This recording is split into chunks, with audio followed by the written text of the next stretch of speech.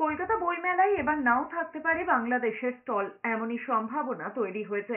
Publishers guild সরাসরি সে কথা না বললেও এখনো বাংলাদেশের পাবলিশার্সরা কলকাতা বইমেলায় প্যাভিলিয়ন করার জন্য আবেদন করেননি। আগামী বছর 25শে জানুয়ারি থেকে 9ই ফেব্রুয়ারি পর্যন্ত বসবে 48তম বইমেলা। শুক্রবার সাংবাদিক বৈঠক করে পাবলিশার্স অ্যান্ড গিল্ডের সভাপতি ত্রিদীপ কুমার চট্টোপাধ্যায় জানিয়েছেন, এবারের বইমেলার থিম কান্ট্রি জার্মানি। 48 বছরে এই প্রথমবার থিম কান্ট্রি জার্মানি। এছাড়াও অংশ নিচ্ছে great Britain, America, France, Italy, Spain, Peru, Latin আমেরিকার দেশগুলো। কিন্তু এখনো পর্যন্ত সেই তালিকায় নেই বাংলাদেশ।